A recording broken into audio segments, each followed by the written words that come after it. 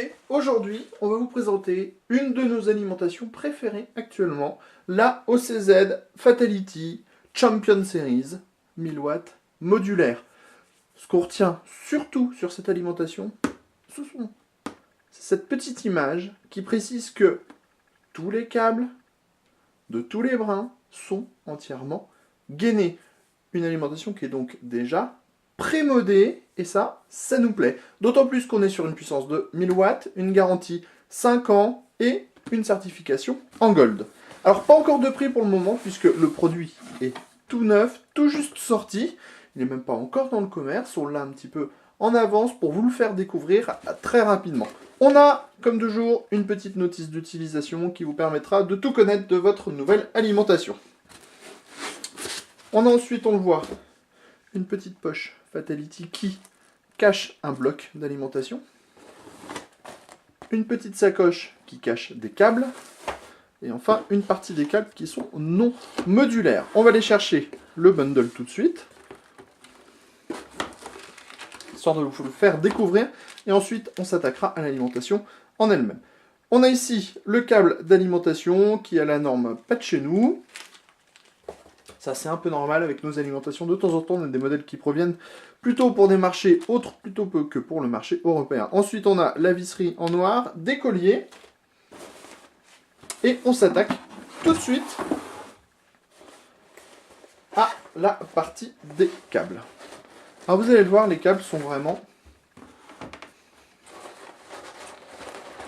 extraordinairement beaux. Alors, on sort tout.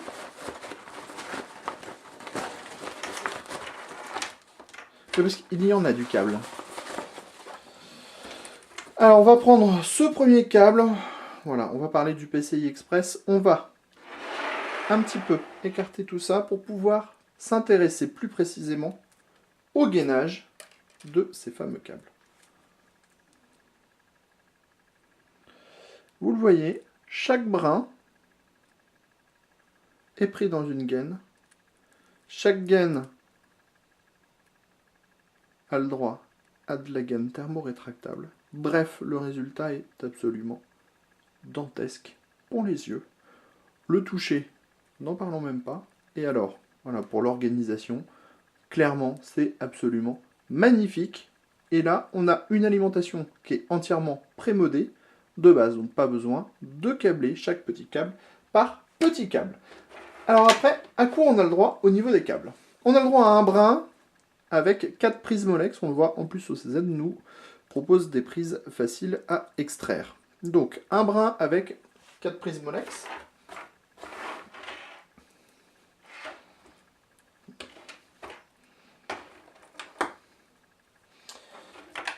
Un second brin avec de nouveau 4 prises Molex. Un brin avec 4 prises SATA, dont des prises à 90 degrés, ça c'est plutôt bien pour les installations. Un autre brin avec 4 prises SATA. Toujours le même gainage, hein. Il semble que le gainage soit obligatoire, et tant mieux, on va pas se plaindre. Encore un autre brin avec 4 prises SATA, donc ça nous fait 8 Molex, 12 SATA. Et on a également 2 adaptateurs Molex vers floppy, qui ont toujours le droit à cette finition absolument superbe. Côté connexion des cartes graphiques, on trouve 1, 2 câbles, 3 câbles, 4 câbles en PCI Express 6 plus 8 pins, donc SLI Crossfire, no problème. Et on a également un câble 8 pins CPU, toujours au même traitement. On va maintenant passer au bloc en lui-même. On a donc un petit double nœud à défaire. Un genre de truc qui typiquement énerve, puisque souvent on refait des nœuds. Donc on a donc la housse de protection, un petit plastique et le bloc en lui-même.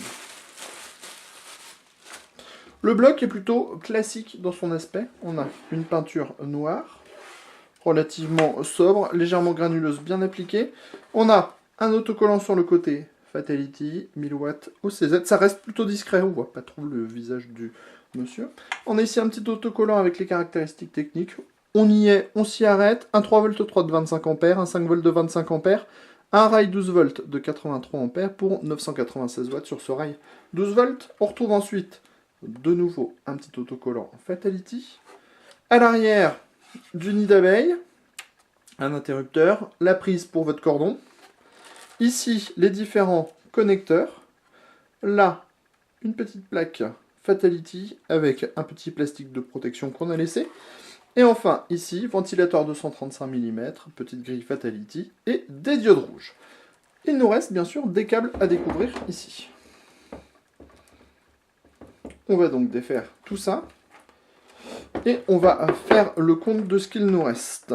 On trouve donc un nouveau câble CPU 8 pins, ce qui nous permettra donc de brancher n'importe quelle grosse carte mère à cette alimentation.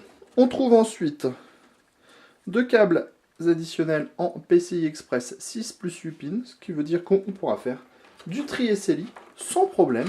Et enfin, on a le câble 24 broches pour alimenter la carte mère, câble qui est encore et toujours entièrement gainé. On l'a dit, c'est actuellement notre alimentation préférée. On vous en proposera un test très prochainement. Et dès qu'on a plus d'informations sur les tarifs et ces choses comme ça, on vous en parle. Sur ce, on vous dit à très bientôt sur Cocotte TV pour des nouvelles vidéos de présentation.